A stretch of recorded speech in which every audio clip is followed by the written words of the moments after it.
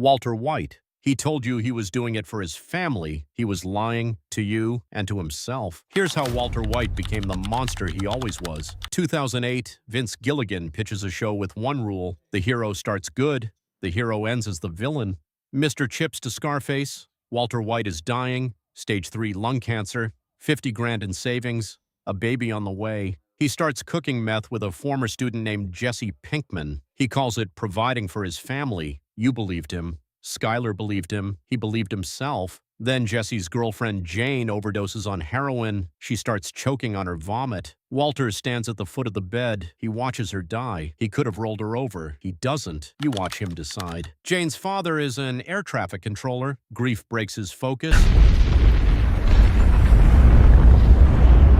Misdirects a plane. Wayfarer 515 collides with another aircraft over Albuquerque. 167 people die because Walt let Jane choke. He poisons a 6-year-old. Brock, Lily of the Valley. He does it to manipulate Jesse back to his side. He watches his brother-in-law Hank get executed in the desert. He tells Skyler the truth in the last episode. I did it for me. I liked it. I was good at it. He was the villain from day one. You just didn't see it. Walt hid in plain sight for 5 seasons. The next villain hid upside down in a tree. Ben Linus. A man hangs upside down in a French woman's net. He says his name is Henry Gale. He's the most dangerous person on the island. Here's how Benjamin Linus walked into his own capture. Lost, Season 2, Episode 14, one of them. Danielle Rousseau hauls a stranger into the survivors' camp. She knows who he is. He's one of the others. Syed runs the interrogation. The story is clean. Hot air balloon. Dead wife. 4 months alone in the jungle. Every answer too ready. Locke takes over.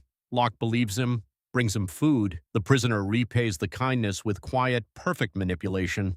You almost buy it too. He draws them a map to his balloon. Specific, detailed, helpful. Jack and Syed hike out. They find the balloon. Exactly where he said. Next to it, a grave. They dig. Inside is a black man from Minnesota. His driver's license reads Henry Gale. Their prisoner is not Henry Gale. Syed runs back and beats him half to death. The prisoner never breaks. He just smiles. That's when Syed figures it out. They didn't capture him. He let them. His real name is Benjamin Linus. He's the leader of the others. He walked into that net to study them from inside. Michael Emerson was hired for 3 episodes. He hung in that net so well they wrote him 5 more seasons. Ben let himself get caught. The next one let himself get worshipped. Harrison Wells.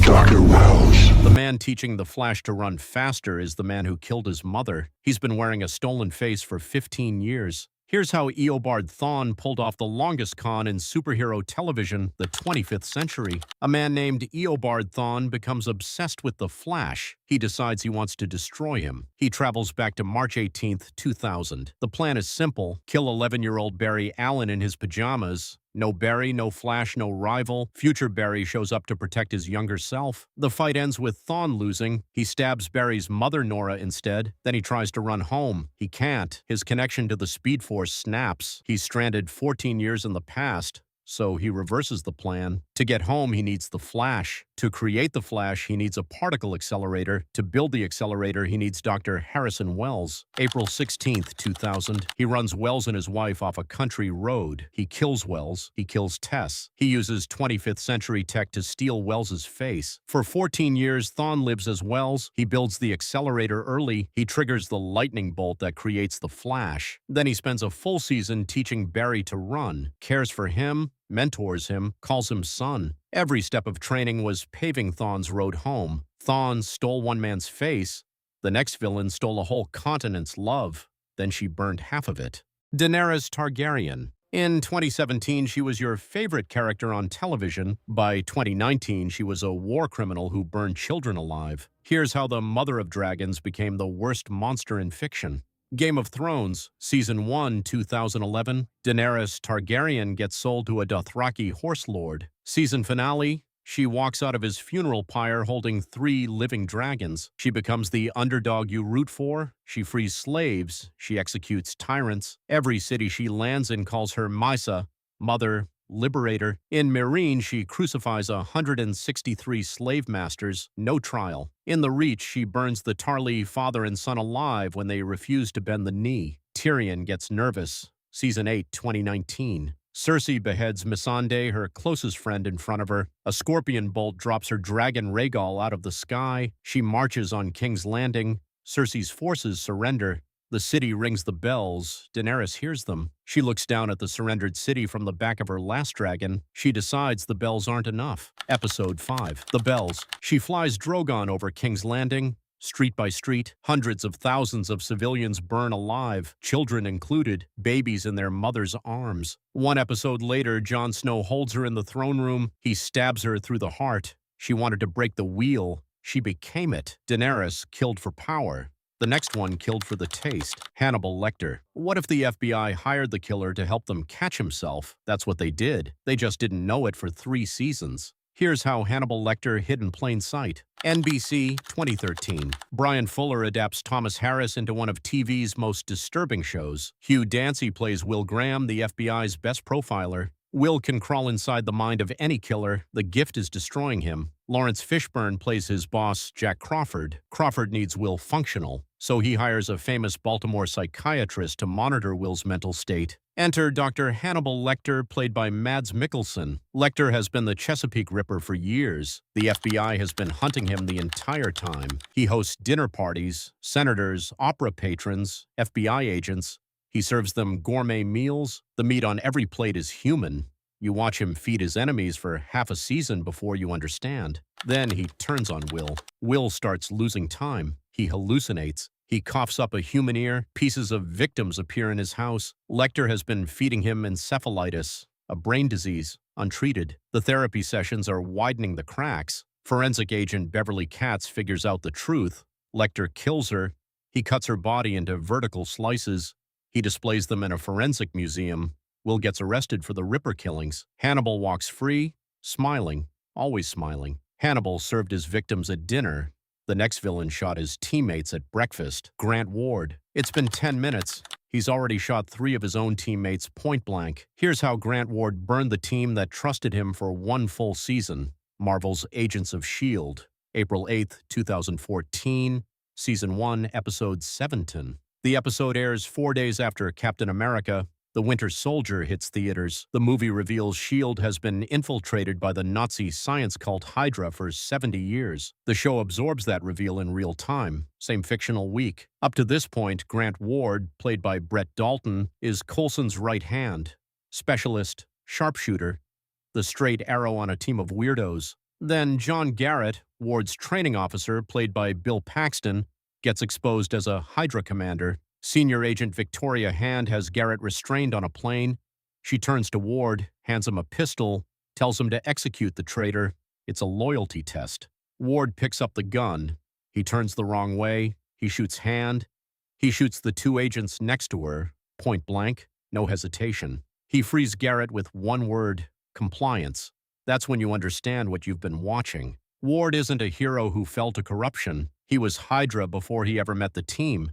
Every act of kindness, every saved life, all of it, cover for the man who built him. Ward hid the truth for 1 season. The next one hid it for 400 years. Adam Monroe. By the end of this story, you'll understand why. Hero's childhood hero spends the present day buried alive in a coffin. Here's how a samurai legend became the worst villain Heroes ever made. Heroes, NBC, Season 2, 2007. Hiro Nakamura uses his time travel power to visit feudal Japan, 1671. He's chasing one man, the legendary samurai Takezo Kensei, the hero his father read him bedtime stories about. He finds Kensei. Kensei isn't a samurai. He's a drunken British mercenary in it for the money, played by David Anders. Hiro tries to shape him into the hero history remembers. They fight bandits, they save villages, they take down the warlord Whitebeard together. Kensei takes a sword through the chest. He doesn't die. He has rapid cellular regeneration. He'll never age, never die. Then Hiro falls in love with Yaeko, Kensei's destined princess. Kensei is furious. He swears revenge across the centuries. Time skips. Kensei survives the next 400 years. By the 1970s, he calls himself Adam Monroe. He founds a secret organization called The Company. He uses it to track every powered person on Earth. 4 centuries of immortality have rotted his mind. He decides humanity is broken. His fix? Release the Shanti virus, wipe out most of the species. Hiro stops him, teleports him into a sealed coffin, buries him alive. immortal, conscious, underground, forever. Adam wanted to end the world. The next villain just wanted to run it. President Charles Logan. The President of the United States was the terrorist. Jack Bauer spent the whole season hunting him. Here's the most insane president storyline ever put on American television. 24 in Day 5, premiered January 2006. President Charles Logan, played by Gregory Itzin, signs a historic anti-terrorism treaty with Russia. The country calls him a peacemaker. Logan and a corporate cabal had already sold Sentox 5X nerve gas to Russian separatists. The plan is simple. Let the terrorists attack American soil, use the moral high ground to take oil from Central Asia. But former President David Palmer figures it out.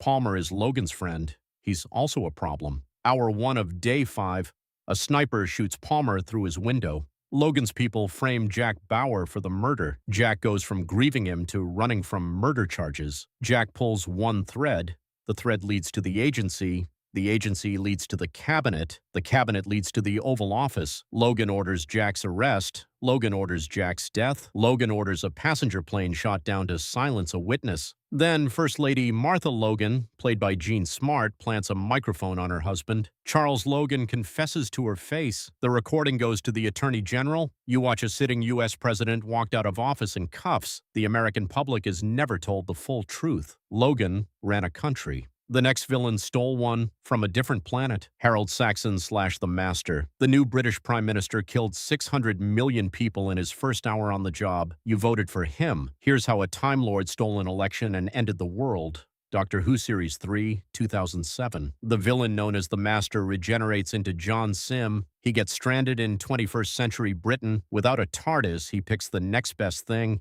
Earth. He builds an identity from scratch. School records, university degree, a wife, a published book. 18 months later, Harold Saxon exists. Then he launches the Archangel Network. 15 satellites push a subtle signal through every mobile phone in the country. It whispers one word: trust. Britain votes him in as Prime Minister. You'd have voted for him too. Day 1. He walks into 10 Downing Street's cabinet room. He calls every minister at the table a traitor. He releases nerve gas through the ceiling. They all die. Then he turns the doctor's TARDIS into a paradox machine. The machine tears a hole in time. Through that hole pours 6 billion toclophane, cyborg killers built from humanity's distant future.